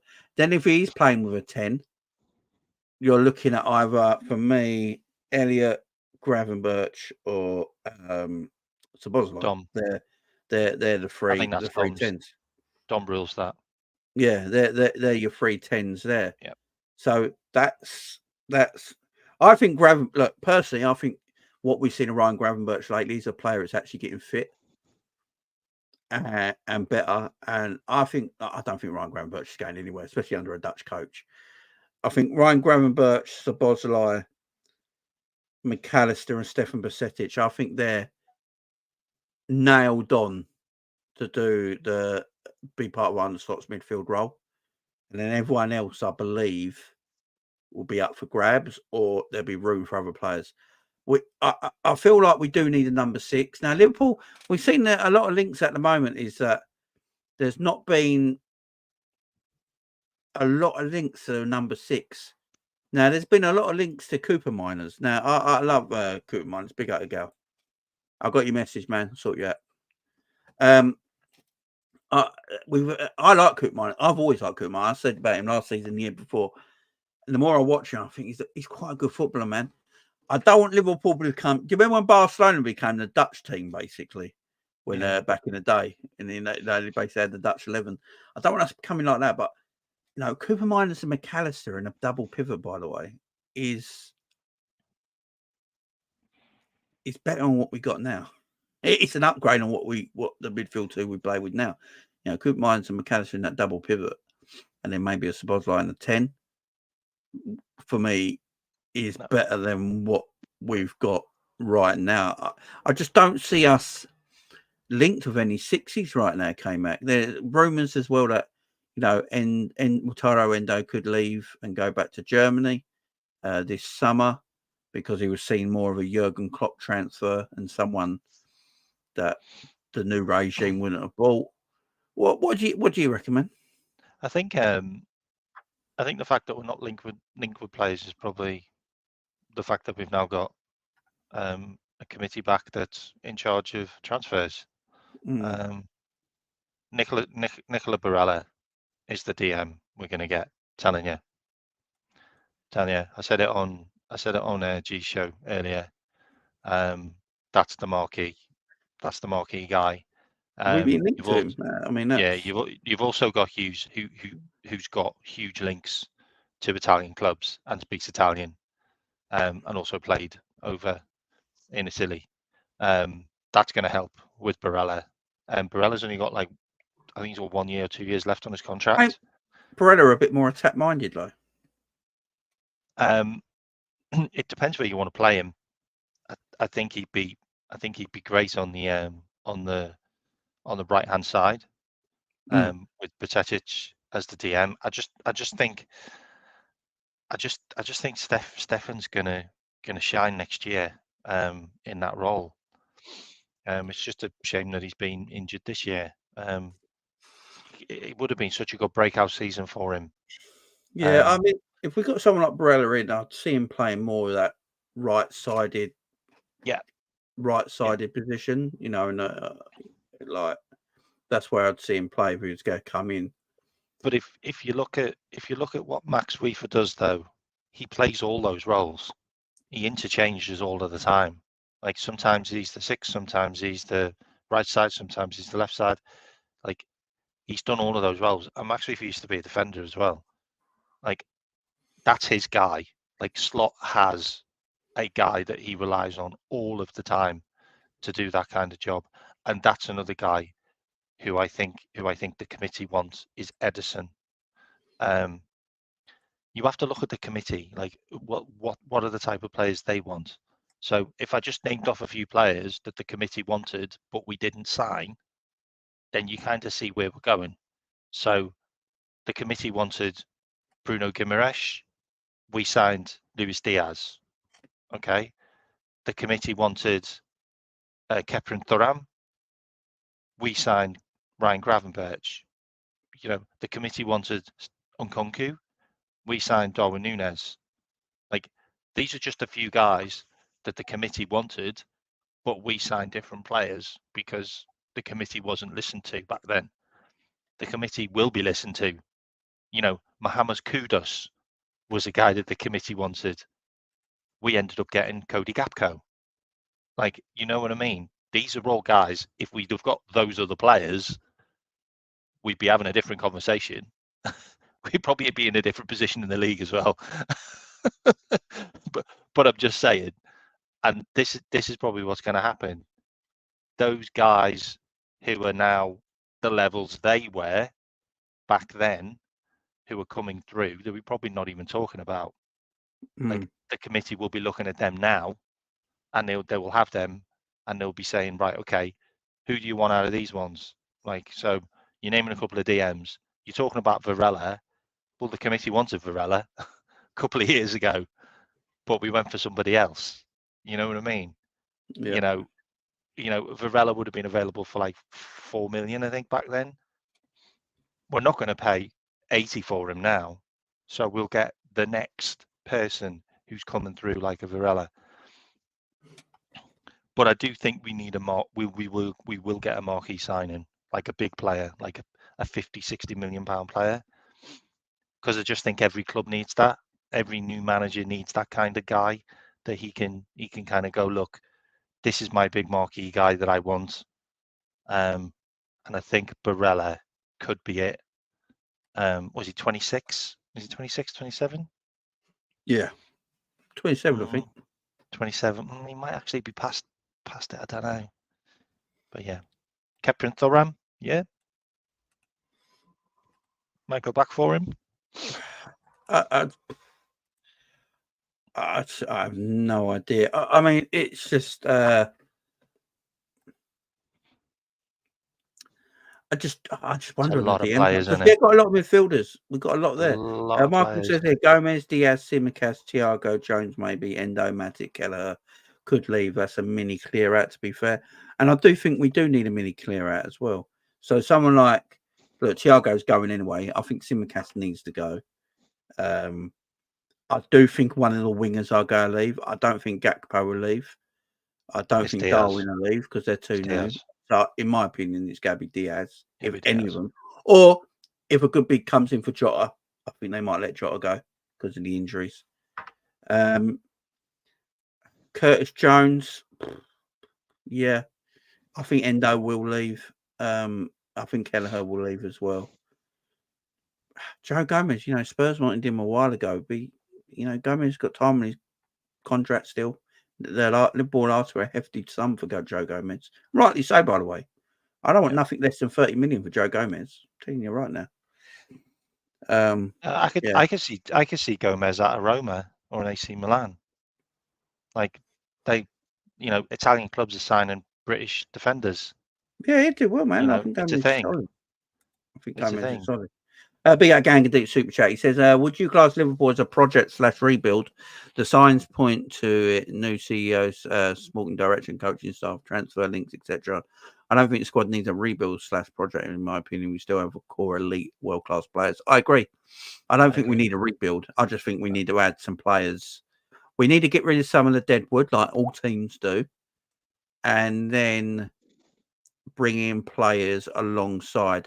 We need to keep our elite footballers. If we let go of all our elite footballers, then it is a rebuild. If you're keeping Virgil, Addison, Trent, Salah, you're keeping the core of them players there. You got McAllister there, you got Szoboszlai there. They're 12 months in there.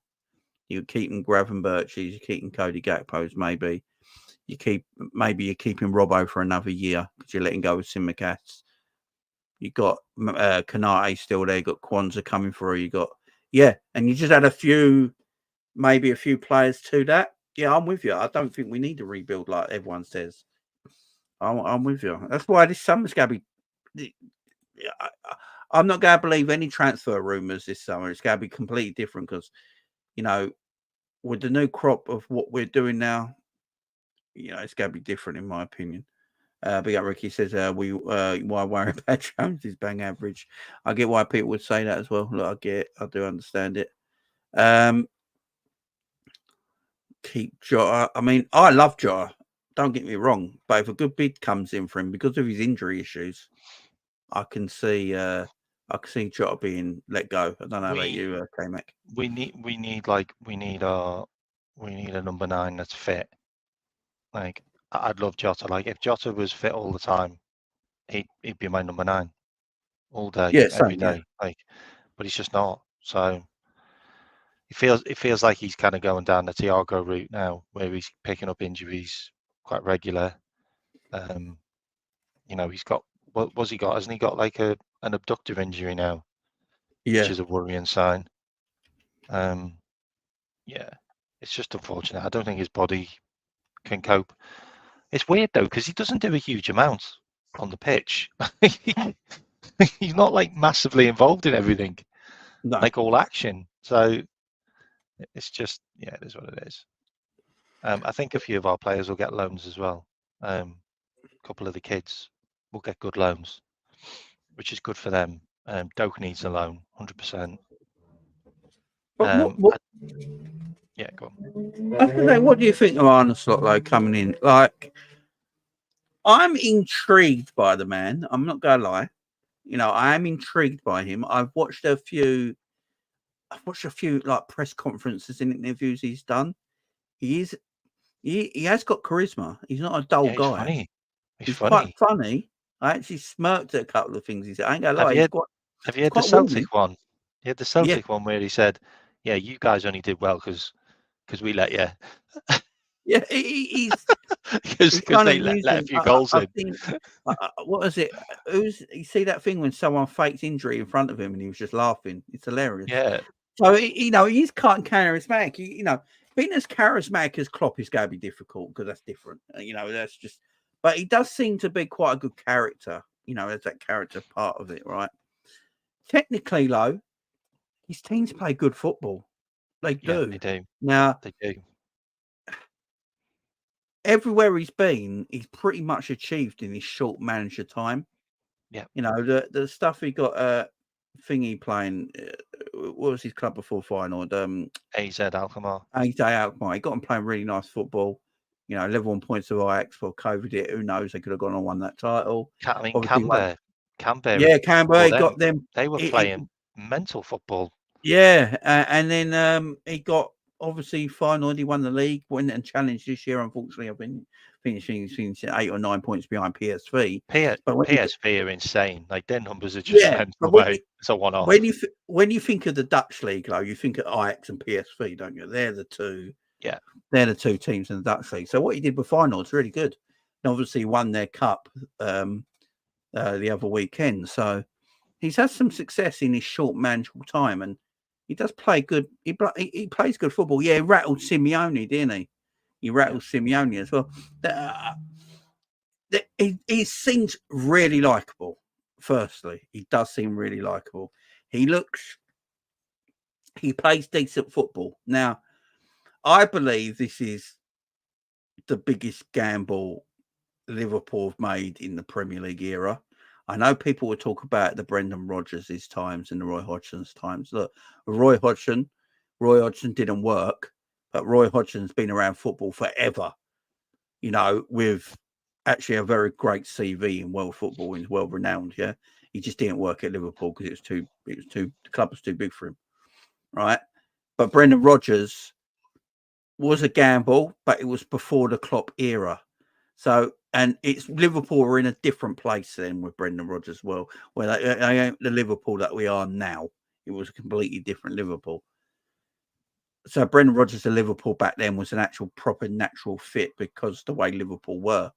So if you look at it now, the way Liverpool are today, 2024, this is a huge gamble. And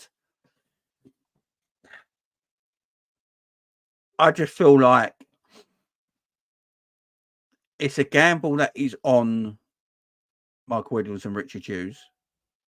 It's on them. It's not on John W. Henry or anyone like this. It's on them. This is their guy. What I've been reading as well, I've been reading, like, I try not to read people that talk bullshit. I try and find some real articles. And basically, Xabi Alonso was their first choice. Once they got knowledge that Xabi Alonso weren't interested in going anywhere yet, he even turned the Bayern Munich job down, their next choice was Arne Slot.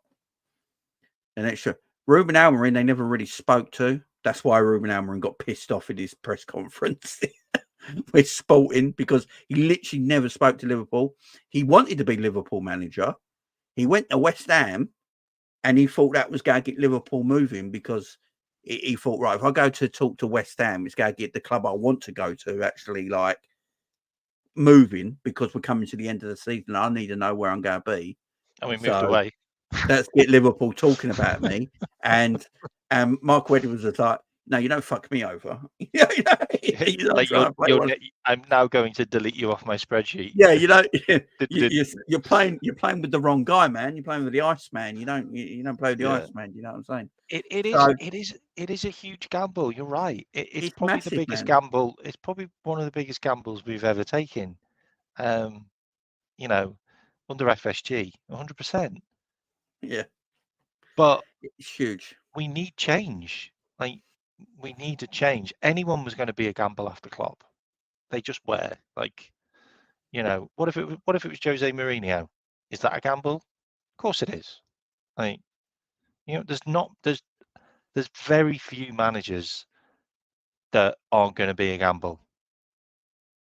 And I would say there's probably one that definitely isn't going to be a gamble, but he's at Man City. They're all going to be a gamble. Like if we went for Xavi, we went for Alonso, we went for Mourinho, even if we went for Ancelotti could be a gamble. Like he wasn't great at Everton. You know what I mean? It is Everton. You know what I mean? I'd say anyone's going to be a gamble because we're so used to having Jurgen. Yeah, you know what I mean? We are. And look, as a Liverpool fan, I've always said it, like we want a win tomorrow, or today, not tomorrow, sorry. So you should be looking at managers maybe like Simeone's and Ancelotti's. Maybe Liverpool should have been knocking on their door and going, look, Klopp's leaving. Do you want the job? No, it's there for you. Let's talk. But we didn't. So we looked elsewhere. And because we looked elsewhere, because Liverpool didn't look at them jobs and offer them jobs, they could have easily gone and talked to Ancelotti or a Simeone and gone, look, Klopp's leaving. We really want you for the job. What's your number? What you saying? You would have left a thought in their mind. They would have thought about it. I don't think Ancelotti would have, but I think Simeone would have thought about it. But they didn't want to go for that kind of manager. So they looked at what else is there. And let's look what else is there. You got Ruben Almiron, who's everyone's favourite right now because he's the hipster's choice. Now, get it. What he's done in Portugal is great, and he's improved players. He really has. All right. But if you look at it, we'd have to change a whole way we set up and play to suit Ruben Almiron. And I think because of the players we got, and as Gangan Deep says, we don't really need a massive overhaul. His team don't need stripping down to the bare bones. There's quality there. So you want to get someone in who can come in straight away and work with the players he's got straight away because his system's kind of similar. So you don't want to go down that route. So I get it. So now Ruben Almiron. Then the Ruben Almiron basically cost his way out of it by wanting 10 million a year, which is mad. I'm sorry, that is nuts. And so he paid him, and then he tried to play a game with Liverpool, and Liverpool don't get into that sort of shit, do they? They just look what happened to Fekir. The man did an interview on Liverpool TV, and we still didn't sign him because we don't play them games. And who else is out there? De Zerbi. No one that I've talked to likes De Zerbi. So, he was a no-go. It's what's out there. And look, I think there's not a lot. Like, you want an up-and-coming manager. Well, this is an up-and-coming manager. There's not a lot out there. For me, like the data's worked for me in the past. Like the metadata works. It's worked for Liverpool. It's worked for the Red Bull clubs. It's worked for Brighton. The data analytics works. Like, why wouldn't it work with the manager? So it works until it doesn't work. That's all I can say on it. For me, Almiron may well have not been flexible enough. Like he's always played 3-4-3, and he wanted never control. played anything else. We're here, and he wanted total control as well, which we are not doing. It's we've got a guy that will work with what he's got. He will work with the committee. He's flexible. We've got enough bloody Dutch players now. Who knows? You might get a tune out of Gravenberch and Gapco now. Van der Berg might come back and be a worldie. I just the more I've watched Arne Slot's teams play, the more I enjoy them.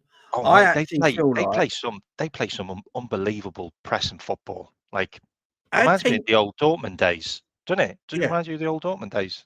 Yeah, it does. And I don't think our team's I don't think our team's shit. I do feel Klopp's, got more out of them than maybe. That's true. I don't think it's 4 results away from I don't think it's being in every single competition at the top of the table. That's all this complete season. Dog shit side, and no. I think we actually might play better football next season on the eye. I know a lot of people have been talking about the style of football we play. I agree. I don't know enough about him, and none of us do. I've heard, the Dutch press talk about him. In their opinion, in the Dutch press, and the people that know more than I bloody do, in their opinion, they think he's the best Dutch coach around. Arne Slot. They believe he's the best. I believe he was the highest paid Dutch coach in Eredivisie. Yeah, he was on 4.5 million, mate. He was on Premier League wages. Feyenoord. So that tells you everything they think about Arne Slot. He's obviously got something about him, and he looks like he's going to be Liverpool's head coach. And the other reason they really got him as well is because he doesn't mind being the head coach, where he's not in charge and has to worry about the other side of the game, about contracts and transfers and stuff like that. And he's just coaching the team. So, you know what I love as well, and all Liverpool fans should love this.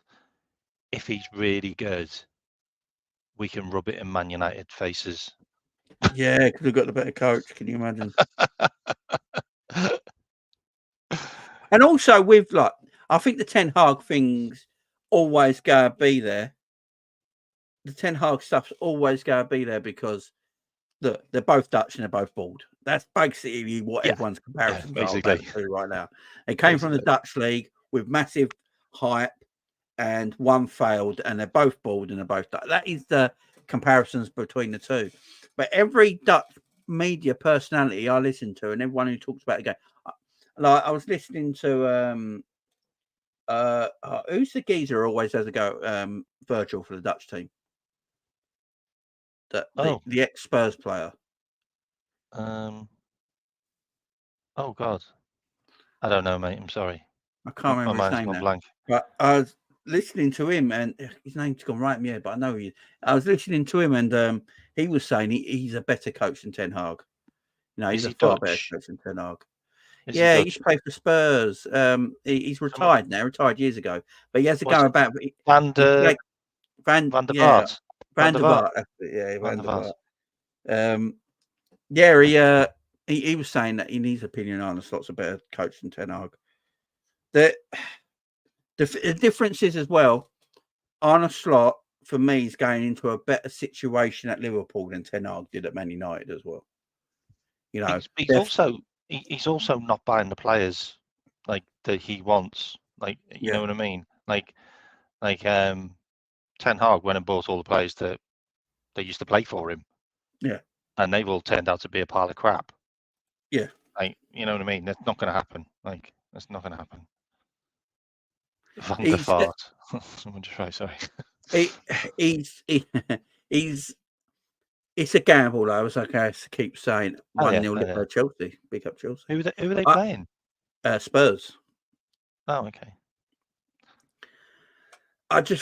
It's a gamble, and if people are not behind the Slot thing, I understand everyone's feelings. I do. We're going into the unknown. We totally are. I don't know how he's going to play. I'll get behind him.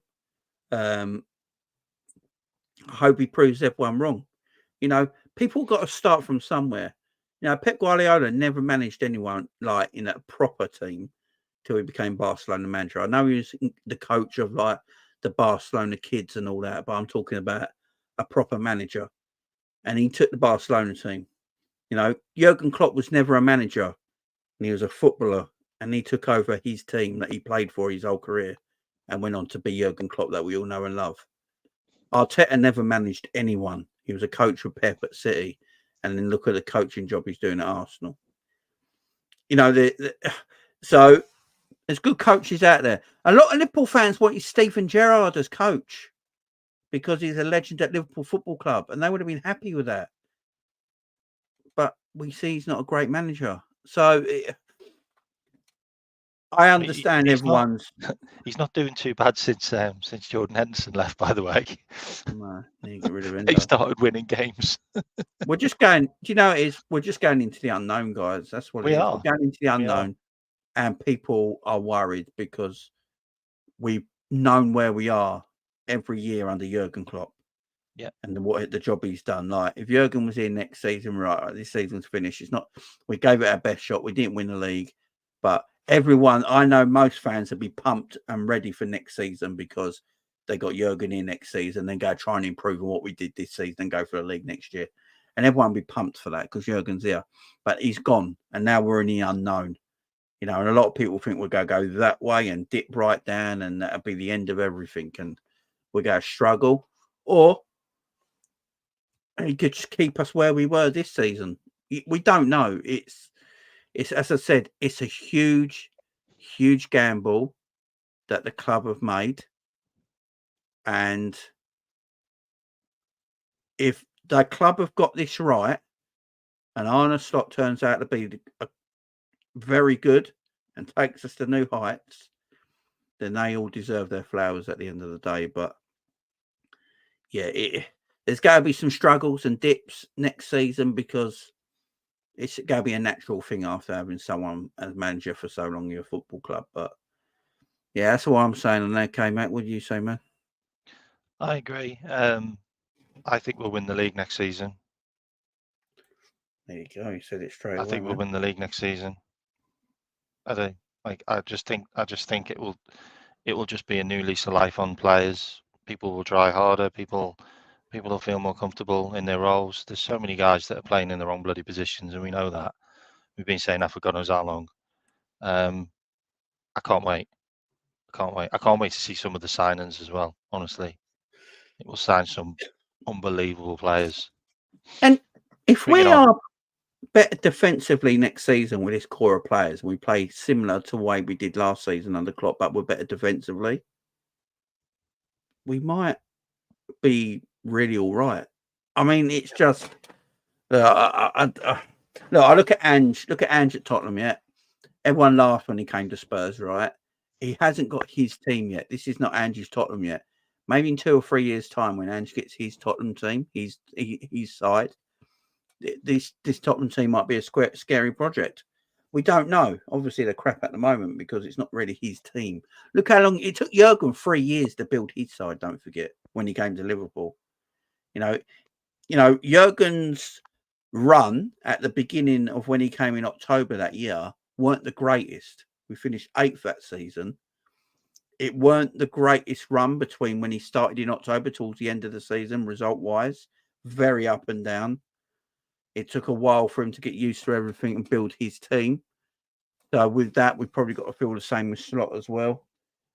I just feel like if we have a few bad results before Christmas and we're not where everyone wants us to be, I think that's when the pitchforks start to come out, and I think that's a real shame. I really do. But we're in the unknown, as I keep saying. The biggest gamble Liverpool made in the Premier League era, in my opinion.